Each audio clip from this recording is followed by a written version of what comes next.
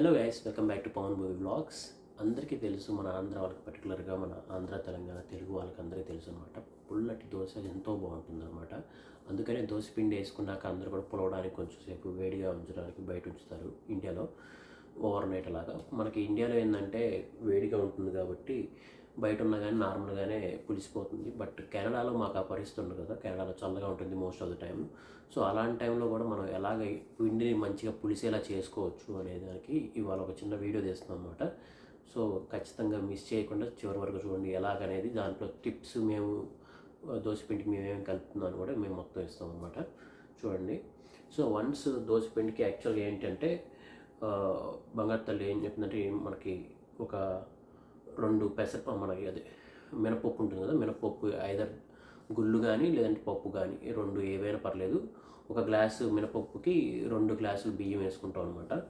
But కాకపోతే మేమేంటంటే చాలా రోజుల నుంచి కీన్వా అనేది ఒకటి దొరుకుతుంది ఇక్కడ. కీన్వా అనేది రైస్కి ఆల్టర్నేటివ్ లాగా. సో అది మాకు అలవాటు అయిపోయింది కాబట్టి మేమేం చేసామంటే, ఇప్పుడు యాక్చువల్గా ఇవాళ చేసుకుంటున్నాం దోశపిండికి. దాంట్లో ఏంటంటే 2 కప్స్ ఆఫ్ మినపప్పు 2 కప్స్కి మనం 4 కప్స్ ఆఫ్ రైస్ వేసుకోవాలి కదా. దాని బదులు మేము ఏం చేసామంటే 3 cups of rice, 1 cup of quinoa add చేసాం అనమాట. కీన్వా ఏంటంటే మన కార్బోహైడ్రేట్స్తో పాటు బాగా ఫైబర్ రిచ్ అనమాట. సో దానివల్ల మనకి ఇప్పుడు ఏమి కాన్స్టిపేషన్ ప్రాబ్లమ్స్ కానీ ఇలాంటివి ఏమి రాకుండా ఫైబర్ కంటెంట్ ఉండడం వల్ల మనకి మెటబాలిజం చాలా బాగుంటుంది. సో అలాగే కీన్వా అది కూడా వేసి మనకు దోశపిండికి చేసుకున్నాం. ప్లస్ దానిపైన అటుకులు కూడా వేసుకున్నాం అనమాట. కొంచెం ఎర్రగా మంచిగా కావాలనుకుంటే అటుకులతో పాటు మీరు మెంతులు కూడా వేసుకోవచ్చు. అదంతా కూడా మీ ఇష్టం అనమాట. సో అయితే మేము ఏం చేసామంటే, పిండి అంతా ఫస్ట్ అవన్నీ వేసి పప్పులో వండేసి వాటర్లో ఫుల్గా సోక్ చేసి ఒక 8 అవర్స్ అలా ఉంచాము. ఇంకా తక్కువ కూడా ఉంచవచ్చు, 8 అవర్స్ ఉంచాము. మిక్సీలో వేసుకుంటున్నాం కాబట్టి కొంచెం మెత్తగా అవడం కోసం 8 అవర్స్ ఉంచాం అనమాట. సో అయితే మిక్సీ వేసేసేసింది బంగారు తల్లి. వేసి ఒక కంటైనర్లో పెట్టి యాక్చువల్గా ఎలాగ పులవాలి అనేది మేము బయట పెడితే ఏదో ట్రై చేసాము, బయట పులవట్లేదు అన్నమాట కెనడాలో. సో దానికోసం అని చెప్పి ఫ్రెండ్స్ నుంచి ఒక చిన్న హ్యాక్ తెలుసుకున్నాం. ఏంటి అంటే, మన దగ్గర అందరికీ కూడా కెనడాలో చూస్తే ఇలాంటి స్టవ్ ఉంటుంది పక్కాగా. ఇలాంటి స్టవ్లో కింద కన్వెన్షనల్ ఓవెన్ ఉంటుందన్నమాట. రెంట్ ఇంట్లో ఉన్న, ఓన్ ఇంట్లో ఉన్న, ఎక్కడున్నా కానీ పక్కా ఈ కన్వెన్షనల్ స్టవ్ ఐదర్ స్టవ్కే ఇంక్లూడ్ అయ్యి కానీ లేదంటే పక్కన కానీ ఉంటుంది కన్వెన్షనల్ ఓవెన్ లాగా. సో అయితే మనం ఏం చేస్తున్నాం అంటే, ఈ స్టవ్లో మనకి ఇక్కడ ఓవెన్ లైట్ అని ఒక ఆప్షన్ ఉంది. చూస్తే ఇప్పుడు మీకు లైట్ ఇక్కడ అయిపోయినట్టు తెలిసింది. సో ఈ ఓవెన్ లైట్ ఉంది కదా, ఈ ఓవెన్ లైట్ ఆన్ చేస్తే ఇక్కడ ఆన్ అయ్యి ఉంటుంది. సో దీంట్లో ఒక మనకి నియాన్ బల్బ్ ఉందన్నమాట, పెద్దది.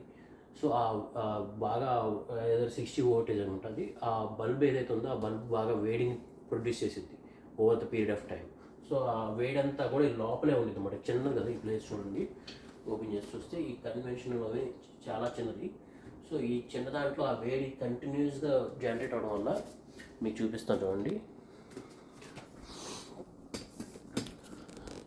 సో ఈ చిన్న ఓవెన్లో మనకి ఆ వేడి, ఆ లైట్ వల్ల వేడి జనరేట్ అయ్యి మనకి ఫుల్గా ఓవర్ నైట్ ఉంచడం వల్ల ఫుల్ వేడి పెరిగిపోయి ఆ వేడికి ఇది మొత్తం కూడా పిండి పులిసిపోయింది అనమాట, ఫర్మెంటేషన్ జరిగి. సో ఇలా మేమేం చేస్తామంటే, ఫస్ట్లో తెలియక బిగినర్స్ మిస్టేక్, జస్ట్ అలా పిండి పెట్టేసి మర్చిపోయాము, మొత్తం కిందంతా పాడైపోయింది అనమాట. సో క్లీనింగ్కే చాలా టైం పట్టింది. సో చిరాకు వచ్చేసింది అనమాట. దాని తర్వాత మేము ఏం చేసామంటే, ఇప్పుడు మనకు బార్బిక్యూ కానీ ఇలాంటివి చేసుకోవడానికి ఇలాంటి ట్రేస్ ఉంటాయి. ఆ ట్రేలో పెట్టి పిండి పెట్టాం అనమాట. మాకు ఖచ్చితంగా పొంగిద్దని. యాక్చువల్గా బంగారు తల్లి పిండి వేసినప్పుడు ఎంతవరకే ఉంది, అది కాస్త ఇప్పుడు ఎంతవరకు వచ్చిందన్నమాట.